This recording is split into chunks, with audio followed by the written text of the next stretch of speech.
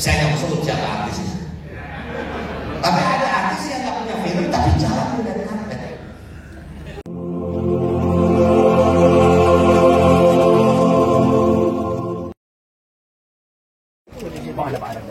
Ada juga.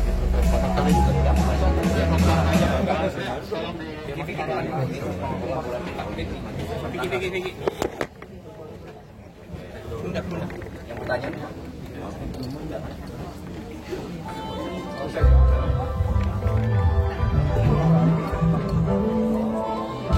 Telah hadir bersama kita Bapak Wakil Gubernur DKI Jakarta, Bapak Rano Karno. Selamat datang Bapak. Para hadirin yang kami hormati, Jakarta Future Festival, Festival Director Jakarta Film Week. Yang ketiga terdapat Bapak Ruben Hatari selaku Director of Global Affairs Netflix Southeast Asia. Dan yang terakhir tentunya Bapak Rano Karno selaku Wakil Gubernur DKI Jakarta. Boleh tepuk tangan yang meriah para hadirin untuk keempat pembicara kita di siang hari ini. Festival 2025 dengan tema Collaborate to Elevate. Perkenalkan, saya Arini Putri Absari akan memandu sesi acara kita pada siang hari ini.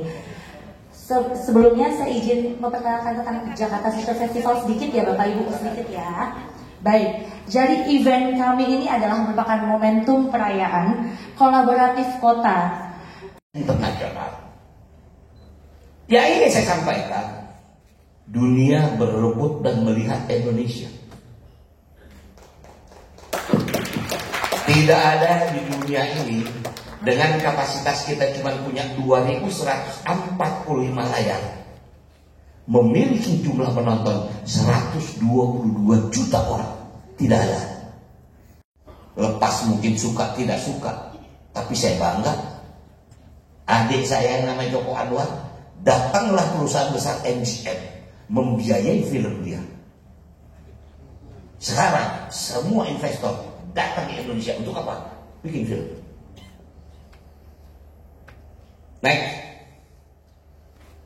Nah, kenapa saya harus hadir di Festival Film Cannes ini mungkin menjelang penutupan? Karena ada tujuan. Kembali lagi apa? Jakarta menjadi kota sinema. Di dunia ini banyak festival film, tapi mungkin barangkali yang kredibilitasnya tinggi cuma beberapa selain Oscar, yaitu Festival Film Cannes. Saya datang ke sana, saya tampil sebagai wakil gubernur. Jalan di red carpet, sebetulnya red carpet sih ya karpet merah biasa. Tapi Anda jangan bayangkan Anda bisa jalan di red carpet itu kalau Anda nggak punya prestasi. Kalau artis karena film ikut, tapi memang ada yang bisa beli tiket untuk lewat itu, harganya mati kita. Saya nggak sebut siapa artis itu. Tapi ada artis yang nggak punya film tapi jalan di red carpet. Saya nggak sebut artis. Tapi itu boleh, di sana boleh menjadi objek turisme. Nah, kemudian saya minta maaf, inilah Rina, Abe, Ebe, semua teman-teman yang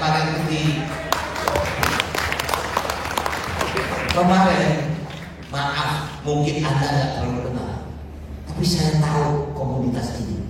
Kita dikunjungi oleh Motion Picture Association Amerika. Pergerakan Jakarta sudah dilakukan. Karena kita akan bikin apa? Kita akan membentuk Jakarta Film Commission. Teman-teman sekalian, di seluruh dunia, di setiap kota yang maju, Busan Festival dia ada Film Commission, Tokyo dia ada Film Commission, Hong Kong dia ada Film Commission, Netherlands dia ada Film Commission. Apa gunanya Film Commission? Kita bisa dalam tanda kutip semua yang tadi Mbak tanya, bagaimana kita mempersiapkan semua infrastruktur ini, harus melalui sebuah film commission. Misalnya film commission ini juga bisa memberikan finance, biaya untuk produksi. Hong Kong setiap tahun 40 the young filmmakers dibiayai bikin film, satu film 2 juta US dollar. Artinya Jakarta mampu untuk melakukan itu. Maaf, selama ini pengalaman saya berpuluh-puluh tahun, Mas, sampai terakhir saya bikin sidul anak sekolah, tidak satupun bank mau memberikan kredit kepada produser film sampai hari ini. Sementara 122 juta jumlah penonton. Kalau kita mau berkali, kita bikin pertemuan selanjutnya. Artinya anak-anak kita yang punya ide, yang punya kreativitas, nggak bisa menyalurkan. Nah, Festival Film Cannes selain market film, tapi mereka juga menerima orang-orang yang punya kreativitas dan di sana dibiayai. Karena itu saya anggap hari ini sangat penting ada Bu Linda, Mbak Linda. Maaf, Linda ini bocahnya saya tahu. Karena ayahnya ini produser film yang sangat idealis. Garuda Film namanya dulu. Saya pernah main dalam film Buah Terlarang sama Yesus Gusman. Kemudian Sumpah Potong. Kalau Mbak Linda ini jago-jago festival. Saya jujur sama mereka, saya nggak tahu festival. Allah 2027 Jakarta akan membangun Jakarta Film Commission dengan segala macam aspeknya, dan mudah-mudahan kita bisa menjadi penyelenggara festival film internasional. Sebagai penutup, next, kita punya ekosistemnya sebetulnya. Kita punya tempat ini, cuma tempat ini tidak ada bioskop. Saya perintahkan membangun gedung bioskop. Kita jadikan ini adalah komunitas atau ekosistem infrastruktur. Di sini ada IKJ. Tinggal kita benahi, kita bantu investasinya supaya maju, teknologinya kita up. Kemudian next. Nah, ayo, siapa yang pernah nonton film ini? Siapa yang pernah nonton film ini? Film ini judul Extraction. Memang diputar di tempat Mas ini, Netflix. Yang saya pertama kali agak bingung, film ini dibintangi oleh bintang luar biasa. Yang main Thor ini siapa namanya? Chris. Syutingnya di Dhaka, Bangladesh. Kota kumuh, buruk, tapi kenapa dijadikan lokasi syuting? Berarti ada sesuatu yang ditawarkan. Bikinlah yang kedua. Saya dengar mereka mau bikin yang ketiga. Apakah Jakarta siap menjadi lokasi untuk syuting film ini? Harus ada Jakarta Film Commission. Mungkin itu yang bisa saya sampaikan. Terima kasih. Diskusi ini sangat menarik nanti pada season tanya jawab. Terima kasih. Assalamualaikum warahmatullahi wabarakatuh.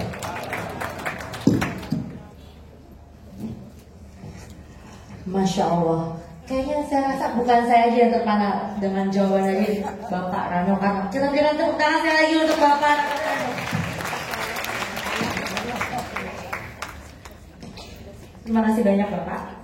Selanjutnya untuk melanjutkan pembahasan, kita akan beralih kepada narasumber yang kedua, yaitu Bapak Ruben Hatari. Pak Ruben, pertanyaan saya. Pada saatnya Jakarta Film Commission bisa kita bentuk dengan benar dan bisa mencakup sisi edukasi, bisa mencakup sisi festival, bisa mencakup sisi kolaborator seperti Netflix maupun platform-platform yang lain yang ada di Indonesia ini, bersama-sama seluruh elemen dari filmmakernya. Maka itu analoginya adalah kita semua punya tujuan yang sama, kita punya visi untuk bisa menjadikan kerja keras kita dengan hati yang ikhlas untuk justru membuat film Superman versi Indonesia. Nah, itu yang perlu kita dorong bersama. Tadi seperti yang Pak Wagub bilang, Pak Rano, bahwa akan dibuat Jakarta Film Commission. Berarti kan ini termasuk bagian dari tata kelola kolaborasi atau collaborative governance ya Pak ya, yang melibatkan antara pemerintah, pihak swasta dan juga masyarakat. Nah, terkait dengan hal itu yang ingin saya tanyakan, apa dasar tata kelola kolaborasi ketika dalam kebijakan publik itu kan ada aktor-aktor kolaborasi dan perlu ada dasar hukum, apakah itu bentuknya Capgub, Ingub ataupun dasar hukum lainnya untuk mewadahi hal itu. Dan juga tambahan Pak Schiphol di bandara Amsterdam daripada saya sewa di bandara Soekarno-Hatta.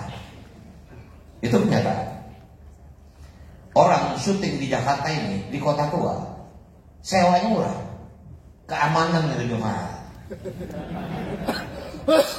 Artinya kalau memang kita siap ingin menjadi tuan rumah, kita siapkan seluruhnya. Inilah yang kita mau bentuk, yang dibilang Jakarta Film Commission. Sebelum saya tutup, saya hanya ingin memberikan sedikit oleh-oleh kepada yang hadir di sini. Saudi Arabia, Anda pasti tahu, sedang membangun industri perfilmannya miliaran US dollar. Silakan diputar. Ini yang sedang dibangun oleh Saudi Arabia. Mereka membangun studio ini 8 kali lebih besar daripada Bavaria studio di Jerman.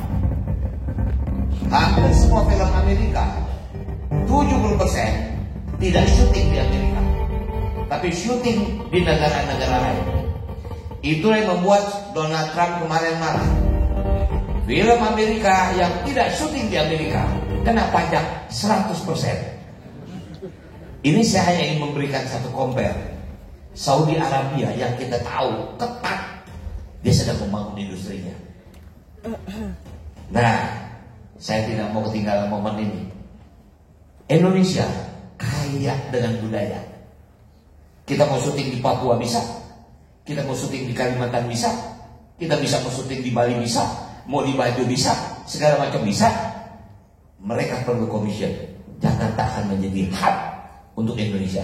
Mungkin itu yang bisa saya sampaikan. Terima kasih. Baik, terima kasih Bapak. Pertanyaan keduanya boleh dijawab oleh Pak Glenn, silakan.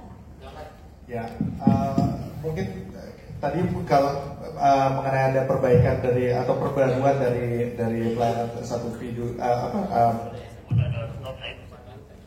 saya dengan senang hati mungkin dari teman-teman dari industri mungkin bisa belajar. Tapi memang challenge salah satu terbesarnya itu sosialisasi. Kita semua setuju bahwa ekonomi kreatif menjadi sektor yang penting dalam pertumbuhan ekonomi kota Jakarta. Yang kedua, perlu kita ingat, hanya di DKI Jakarta terdapat regulasi yang memberlakukan pembebasan pajak hiburan untuk produksi film nasional sampai dengan 50%, hanya di Jakarta sampai dengan saat ini. Lalu yang ketiga, pentingnya langkah kolaboratif untuk mengembangkan Jakarta sebagai kota sinema. Seperti yang disampaikan oleh Pak Wakil Gubernur bahwa kita akan membentuk Jakarta Film Commission pada tahun 2027 yang tentunya pasti membutuhkan kolaborasi dari berbagai pihak ya Bapak Ibu ya. Lalu yang selanjutnya, meningkatkan SDM di sektor perfilman juga itu sangat penting. Dan yang paling penting adalah bukan hanya orang-orang yang tampil di layar, tetapi orang-orang semua yang ada di belakang layar yang mendukung proses pembuatan film itu sendiri, yang bekerja keras sampai dengan film itu bisa selesai dan bisa ditampilkan. Jadi memang di sini dibutuhkan seluruh pihak, bukan hanya pihak dari belakang layar dan juga pihak perfilman, tapi seluruh masyarakat untuk bekerja sama untuk mengembangkan Jakarta sebagai kota sinema, untuk menjadikan Jakarta sebagai top 20 global city ke depannya. Kalau tadi sudah disimpulkan, boleh kepada para pembicara untuk maju ke depan karena selanjutnya akan ada sesi foto bersama. Untuk dapat menghadap ke kamera Bapak Ibu semuanya dalam hitungan 1, 2, 3. Boleh ganti gayanya Bapak Ibu untuk pose 5 abad menyongsong kota Jakarta. Oke, terima kasih banyak.